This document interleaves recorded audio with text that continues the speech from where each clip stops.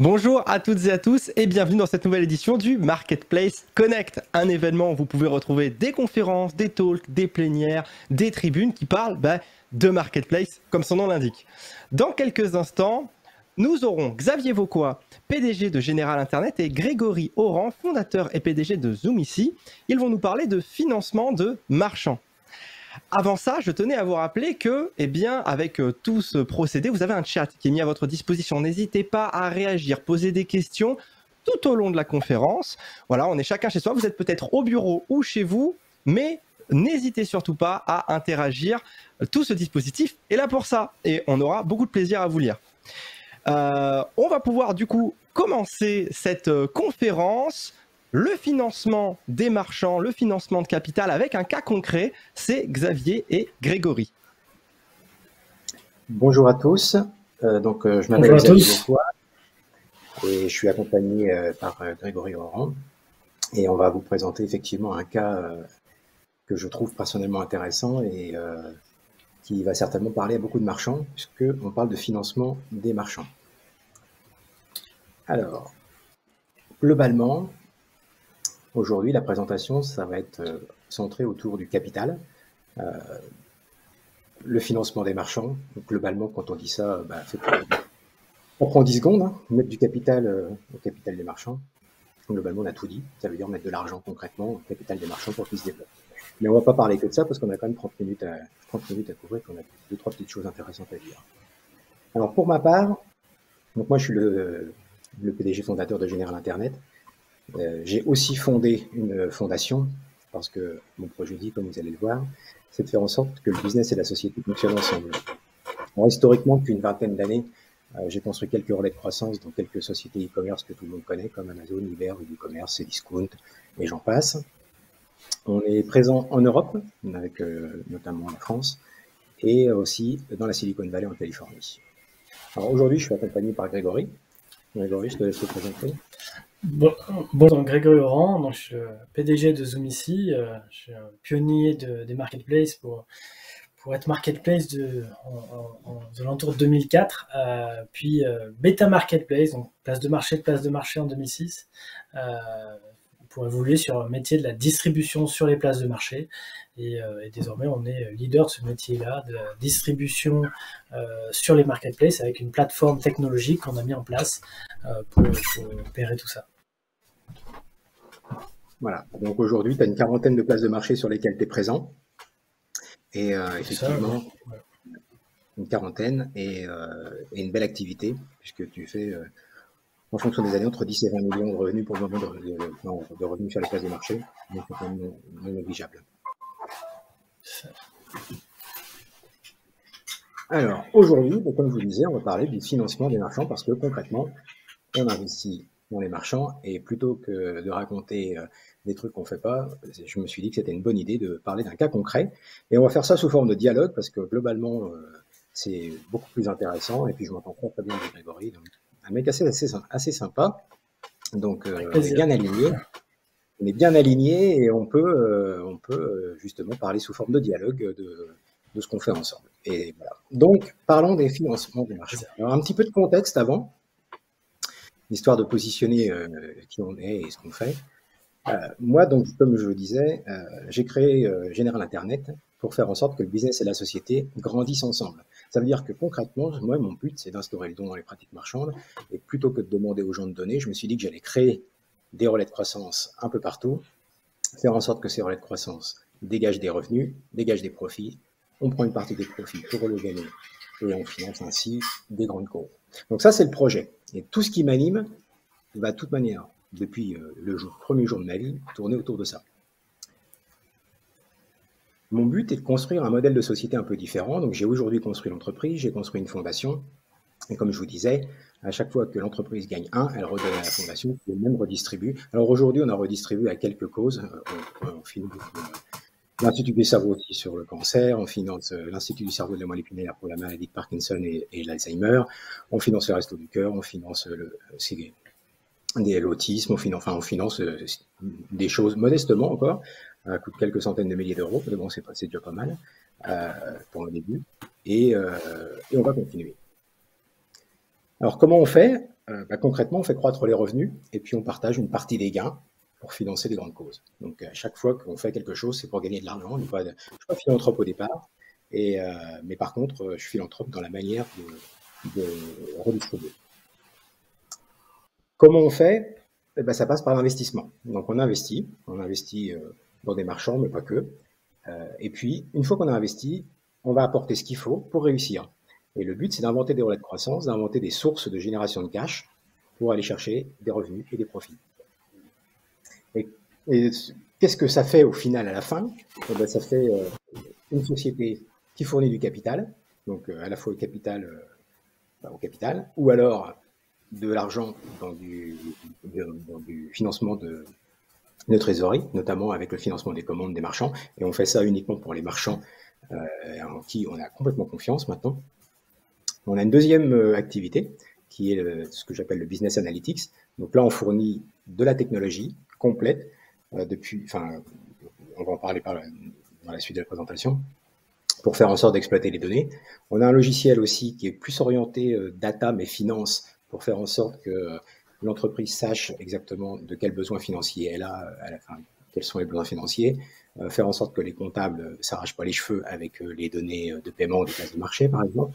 Et on a une troisième source qui est les OKR, et c'est un outil de pilotage de la performance pour faire en sorte que les entreprises dans lesquelles on investit, notamment, exécutent à la perfection. Parce que la clé du profit, c'est l'exécution.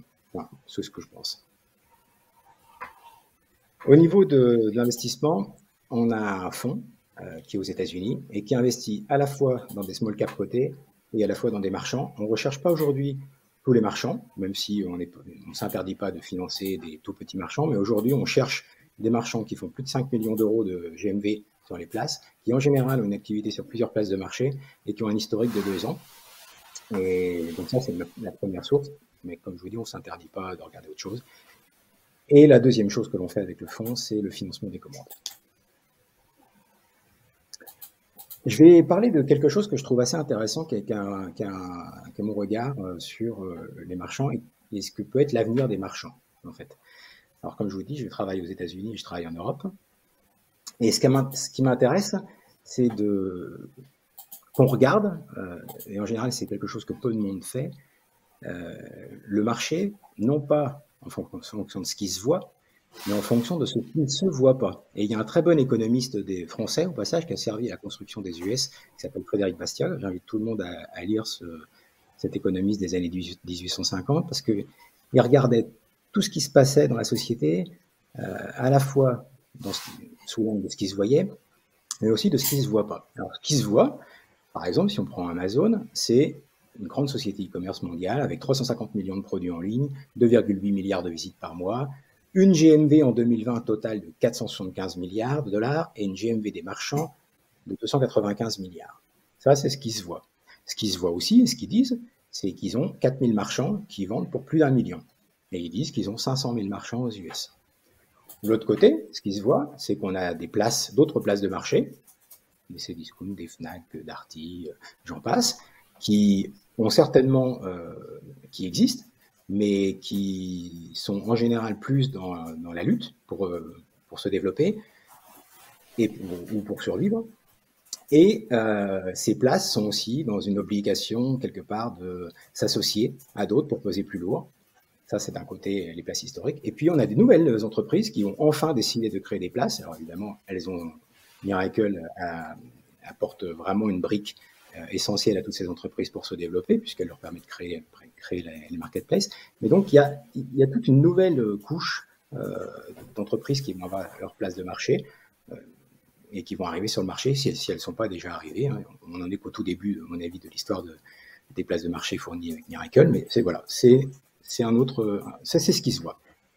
Et puis dans ce qui se voit aussi au niveau des marchands, c'est qu'on a des marchands qui sont globalement tous isolés, qui risquent fort de vivoter, voire de mourir, de péricliter, parce qu'il y a énormément de marchands chinois qui sont toujours de plus en plus nombreux, qui ont toujours de plus en plus de produits, qui ne payent pas forcément les mêmes taxes, et qui risquent en fait de les tuer, de tuer les marchands existants. Ça c'est ce qui se voit. Mais ce qui ne se voit pas, et on va regarder le côté Amazon, ce qui ne se voit pas, c'est l'interprétation des chiffres. Quand, par exemple, ils disent qu'il y a 500 000 marchands, et puis juste en dessous, ils vont dire il y en a 65 000 qui vendent pour 100 000 $. Ça, c'est ce qu'ils disent.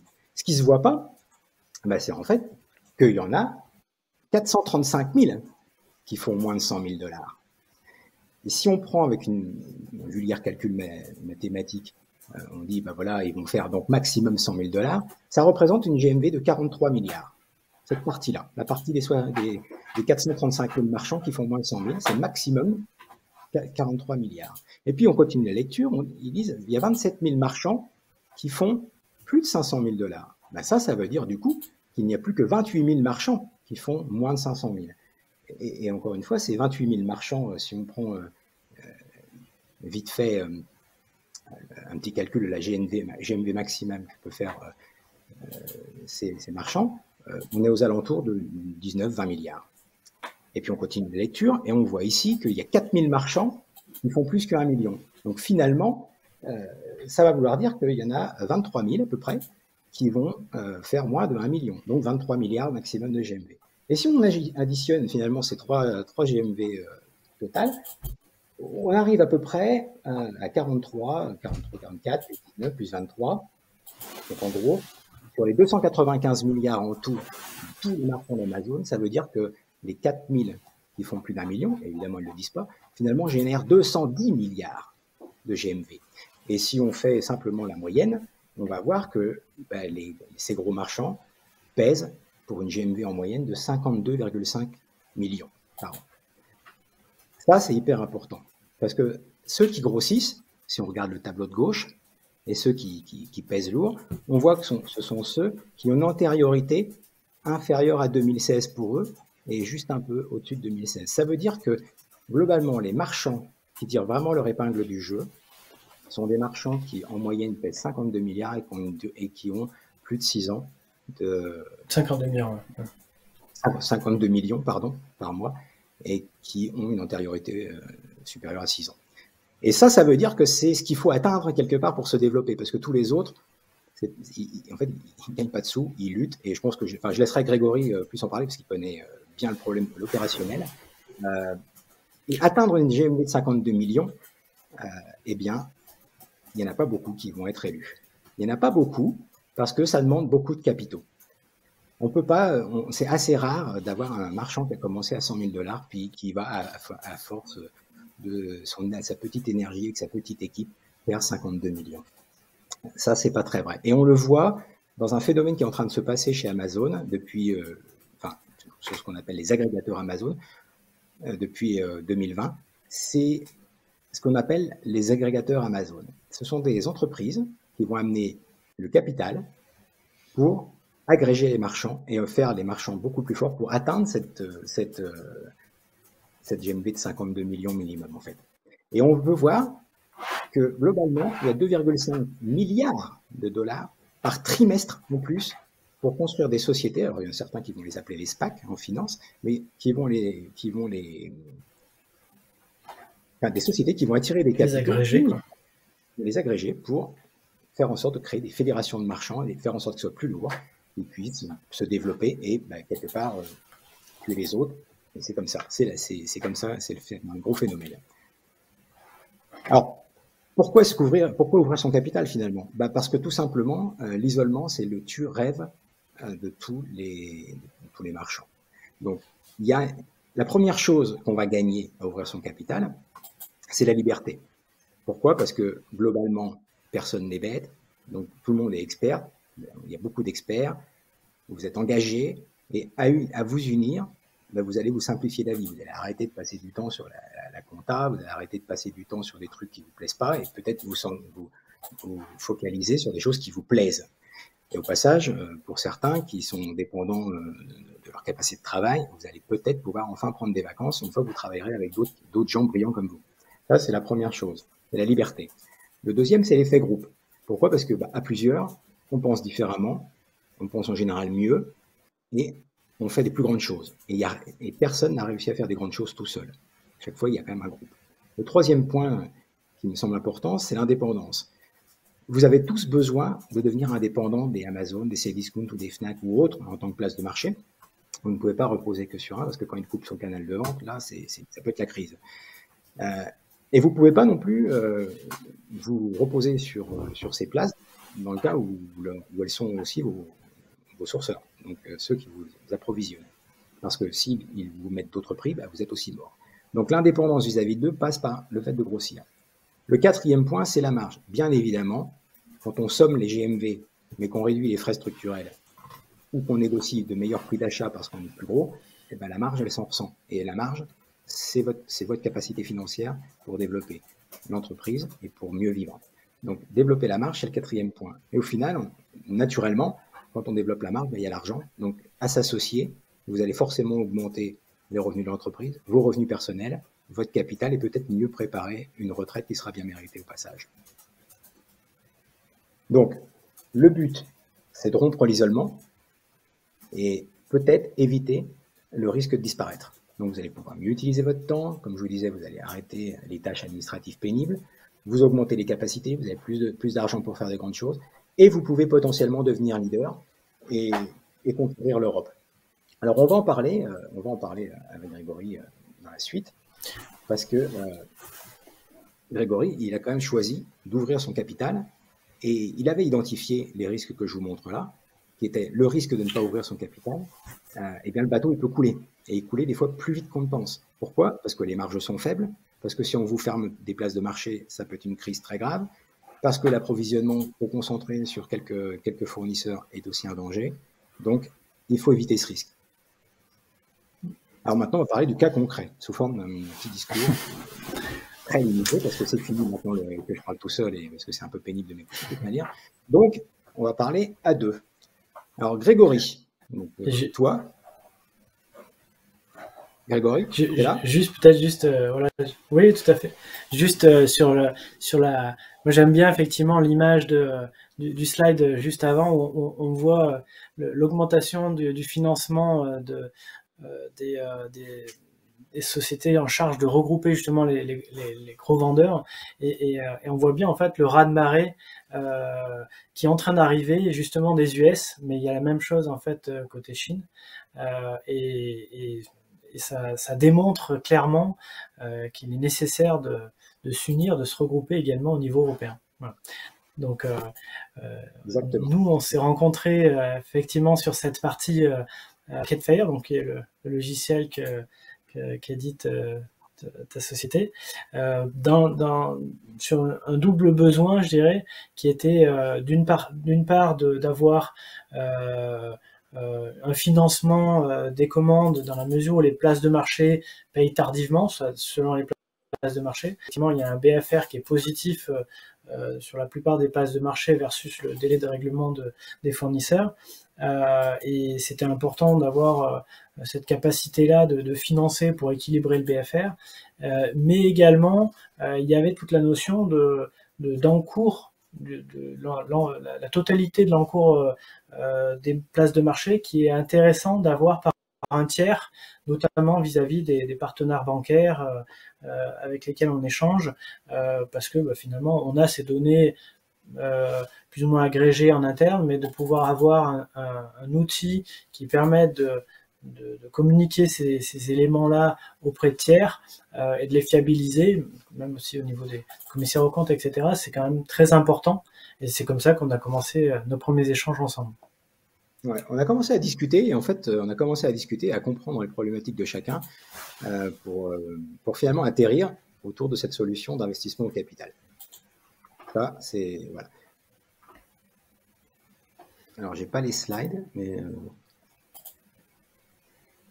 j'ai pas les slides. Voilà. Donc, à force de discuter et de comprendre, de mieux comprendre avec les données qui étaient dans Marketfire, finalement le business de Zoom ici, j'ai vu que c'était une belle boîte et j'ai vu qu'ils faisaient du bon boulot. Donc, quand Grégory m'a expliqué le besoin en capital, et je tiens à préciser que c'est dans ce sens-là que c'est arrivé, c'est pas nous qui forçons à rentrer au capital, il y a un besoin et on nous sollicite. En l'occurrence, Grégory, tu m'as dit, voilà, est-ce que c'est intéressant? J'ai dit oui, et j'ai dit oui, je pense assez rapidement.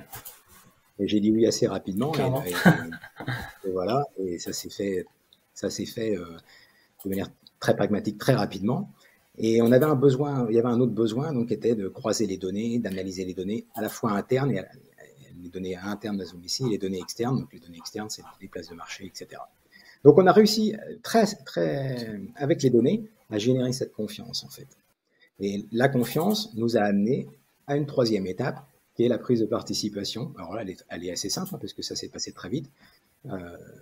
On développe on met de l'argent sur un compte et puis c'est parti, quoi. On signe quelques papiers, parce qu'il faut mettre quelques papiers, mais globalement, la signature des papiers, je crois qu'elle était même postérieure au mouvement financier. Mais bon, globalement, assez rapidement, du fait qu'effectivement, d'avoir les datas, ça aide aussi, ça permet vraiment de voir comment se porte le business et comment la récurrence de business, d'avoir aussi les périodes fortes, ce qui nécessite le plus de cash aussi. Nous, ça correspond aux périodes de Noël, bien évidemment, mais il peut y avoir différentes périodes selon les acteurs. Tout à fait. Donc, prise de participation, derrière une discussion avec les investisseurs, où c'est vrai que dans ton cas, c'était assez fabuleux de voir que certains de tes investisseurs sont mes voisins. C'est quand même ça c'est de la cerise sur le gâteau. Le deuxième point, c'était l'apport d'une solution complète d'analyse de données. Donc là, on l'a cofinancé. Cofinancé, ça veut dire qu'au début, c'est nous qui avons financé, mais rapidement, après quelques mois, Zoomici a contribué. Et on a construit une solution complète de collecte et intégration des données, d'audit des données, un cloud data warehouse pour assembler dans un entrepôt de données toutes les données internes et externes, et puis produire en fait les rapports et les analyses qui permettent de suivre le business, de le partager avec les investisseurs, partager les performances, partager les résultats, partager la compréhension des produits qui marchent, des produits qui ne marchent pas, etc. Donc ça, c'est la partie... où est-ce qu'on a mis ça, c'était vraiment un point important aussi du souhait de ma part, en tout cas, qu'on s'associe, dans le sens où on savait que la data était très importante, on y avait déjà investi beaucoup, et en fait, plus on investissait, plus on creusait sur ce sujet-là, plus on voyait à quel point il était stratégique, et plus on voyait à quel point il nous fallait une expertise forte sur le sujet. Et c'est vrai que du coup, l'expertise de GI sur les différentes expériences au sein d'Amazon et eBay, ça correspondait exactement à ce qu'on souhaitait mettre en place, à savoir une gestion par la data du sol au plafond.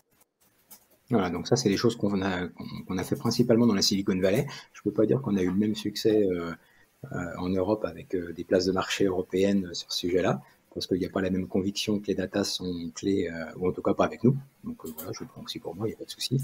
Mais globalement, donc, il y a effectivement cet investissement qui a été fait. Et cet investissement, finalement, on l'a continué.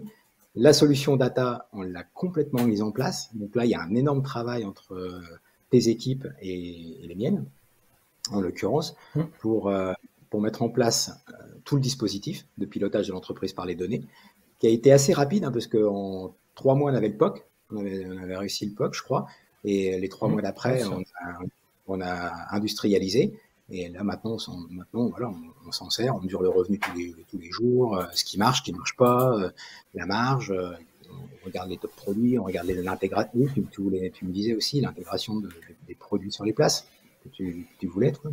Oui, clairement, il y a vraiment beaucoup de data, sauf qu'on a plus de 2 millions de produits, donc sur 40 et 100 places de marché, ça fait beaucoup de volumétrie.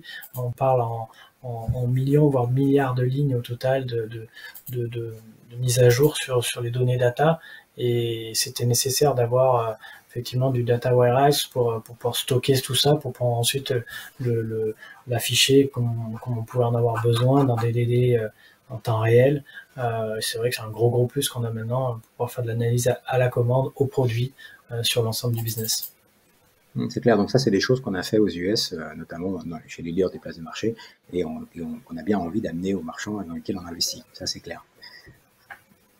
Là, juste après, on a mis en place aussi quelque chose et c'est pour ça qu'on n'est pas uniquement des financiers, et d'ailleurs moi je me trouve pas très financier dans l'histoire, même si on gagne des sous, je suis pas le plus grand financier que la planète ait porté, mais on a amené aussi un autre outil, qui était les OKR. Alors c'est quelque chose qui est très très pertinent, notamment à la Silicon Valley, parce que ça permet en fait d'être très focus sur les objectifs et les résultats clés à atteindre tous les trimestres. Et c'est quelque chose, les objectifs et résultats clés, c'est quelque chose qui est forcément mesurable et mesuré. Alors, toi, je te l'ai amené, Grégory. C'est vrai que pour toi, ça a été une nouvelle manière aussi de piloter ta boîte. Ouais, mais moi j'ai vraiment bien aimé parce que c'est vrai qu'on avait l'habitude d'essayer de mettre des KPI un peu de partout, des suivis avec frais au maximum, mais au final on s'apercevait que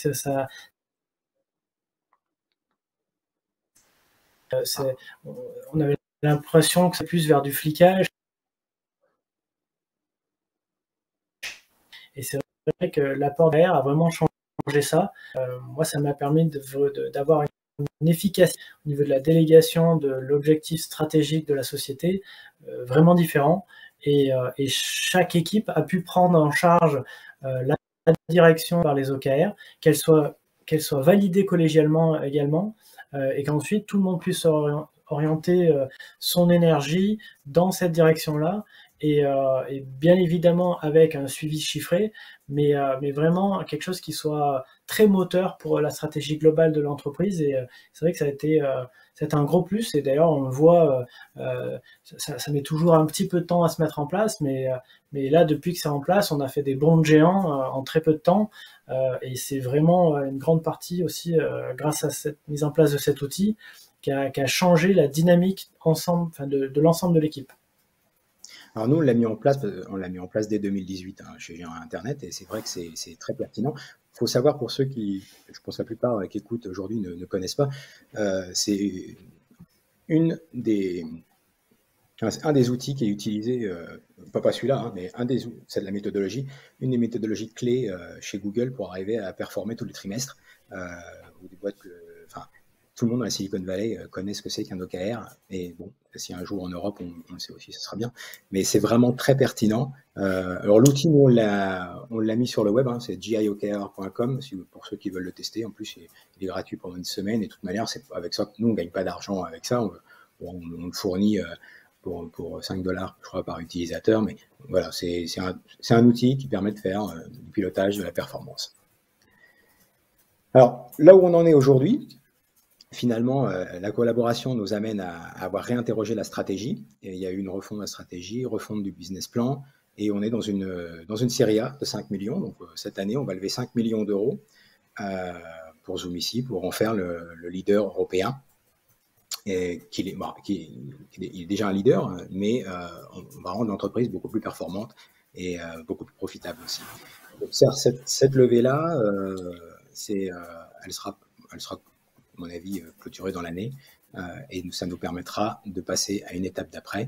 Et moi, ce qui m'intéresse aujourd'hui, c'est de faire en sorte d'aller plus loin. Donc, c'est de rechercher des marchands dans lesquels investir. C'est pour ça que j'ai décidé de participer à cet événement. Je cherche des marchands dans lesquels investir. Je cherche des marchands qui vont vouloir rejoindre la galaxie Zoom ici. Et c'est aussi pour ça que j'ai proposé à Grégory de participer. Parce que je pense que c'est à plusieurs que vous pouvez avoir une meilleure vie. Je pense que c'est à plusieurs que vous pouvez faire vraiment grossir vos boîtes, par rapport à ce que j'expliquais tout à l'heure sur l'agrégation de marchands, notamment aux US. Il va se passer la même chose ici, c'est évident.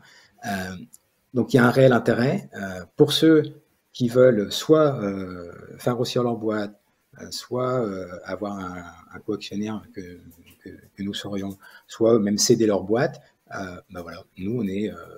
moi, en tout cas, je suis tout à fait ouvert à l'étude de cas, soit pour investir en minoritaire, soit en majoritaire, et faire en sorte que chacun puisse avoir le développement auquel il peut prétendre. Alors je m'adresse aux marchands, je m'adresse aussi aux places de marché qui veulent rendre leurs marchands plus forts et qui vont forcément avoir besoin de marchands qui ont des capitaux plus forts, plus gros. Donc voilà, moi je suis à la recherche de marchands pour des collaborations et notamment avec Zoom ici. Voilà. L'idée c'est d'ouvrir la plateforme, de mettre en place et de structurer également à tous ces marchands. Alors voilà, on voulait tenir dans 30 minutes, et je crois qu'on est pas mal. Vous avez bien tenu, en effet. J'avais une question à vous poser. Merci déjà pour toutes ces informations, c'était super instructif. J'aimerais revenir à un petit peu la base de ça. On parle de financement, vous savez, on parle de financement de marché. Il y a eu une petite liste de critères au début, de petits critères qui va vous intéresser. On a parlé de confiance et je voulais vous poser la question de mais comment est-ce qu'on choisit réellement de collaborer avec quelqu'un? Est-ce qu'il y a des critères plus pertinents que d'autres pour toi? Est-ce qu'il y a un peu d'humain aussi? Comment cette confiance elle se crée? Alors, il y a beaucoup d'humains parce que, alors déjà sur la confiance, elle est dans les chiffres. Quand un marchand marketplace veut des capitaux, la première chose qu'on va lui dire, c'est de faire en sorte de passer par Marketfire, qui est notre outil, ce qu'a fait Grégory. Ça va forcément nous donner accès à ces ventes sur les places de marché. On regarde les données et on va scorer tout ça. Historiquement, on était le partenaire de BNP Paribas pendant les 5 dernières années pour construire le métier de financement de marchands. Donc, on a une petite expérience sur comment qualifier un marchand qui va péricliter ou un marchand qui va se développer. Et les datas, en fait, qui sont en temps réel, nous donnent vraiment en fait, la note sur laquelle on peut soit y aller, soit pas y aller. Mais ça suffit pas. Comme je vous disais, moi, mon projet de vie, c'est vraiment d'unir le business et la société. Ça m'a beaucoup plu quand on discutait avec Grégory. Lorsqu'il m'a expliqué, et je vais laisser Grégory en parler, lorsqu'il m'a expliqué sa philosophie aussi. Et on s'est retrouvés là-dessus. L'humain va se retrouver dans les faits.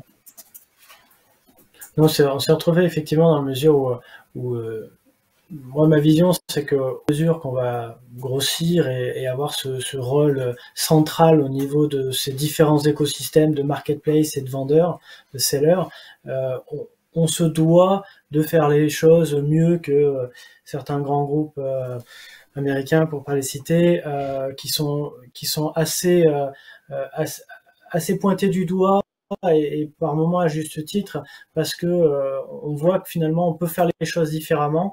Et nous, ce qu'on a essayé de mettre en place au niveau de Zoomici, c'est que chaque partie, dans l'ADN de Zoomici, chaque partie, on essaye de faire qu'on puisse faire les choses différemment, mieux. Ça va de la livraison de manière écologique à véhicule électrique, à la partie service client, où on essaie de faire de l'inclusion, à la partie traitement des fiches produits, où pareil, on essaie de faire ça avec des partenaires qui contribuent à la société. Et en fait, on s'aperçoit que on a beau être dans la distribution, on peut tout à fait, dans chacun des pans, œuvrer à ce que ce soit dans le sens de la société. Et l'idée, c'est que plus la plateforme sera forte, plus elle sera forte, plus on pourra également cibler la typologie de produits qu'on a envie de voir distribuer mondialement. Donc c'est dans ce sens-là où on s'est très bien retrouvé parce que la stratégie de Xavier, c'est également de faire que on est dans une démarche de faire du business qui est rentable, qui permet de gagner de l'argent, mais qui permet, grâce à cet argent, de le faire mieux ou de changer les choses significativement. Et en fait, ça demande une taille critique. L'idée, c'est pas d'être une société que à impact en étant peu significatif de l'impact, mais d'être une société effectivement une plateforme de distribution, mais qui fait les choses bien ou en tout cas bien mieux que ce qui se réalise jusqu'à présent. Et en réinvestissant finalement ces moyens-là dans chacun des pans, on arrive à être très significatif en termes d'impact.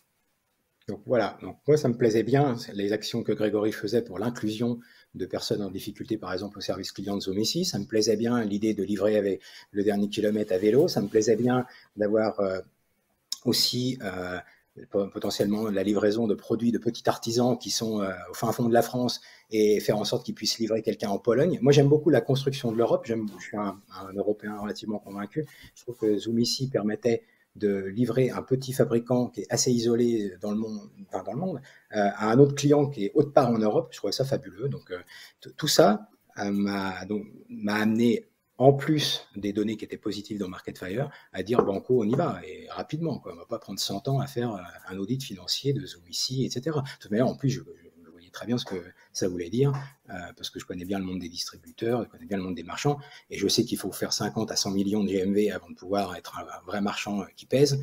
Les autres font pas de marge. Donc tous ceux qui me disent qu'ils font une super marge en faisant 5, 10, 15, 20, 30 millions de GMV, j'y crois pas une minute, quoi. Enfin, et voilà, ils sont plus dans la lutte que dans une belle boîte qui a les moyens de se développer.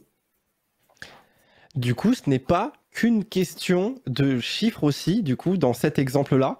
Il y avait aussi cette fibre-là. Ok, très très très intéressant. Oui, Merci beaucoup à vous en tout cas, puisqu'on arrive au terme de cette conférence. Si vous avez, vous, la moindre question, que vous n'avez pas eu l'occasion de la poser, que vous souhaitez échanger avec eux, n'hésitez pas à rentrer en contact. C'était Xavier Vauquois de Général Internet et Grégory Oran de Zoom ici pour le Marketplace Connect. Merci encore.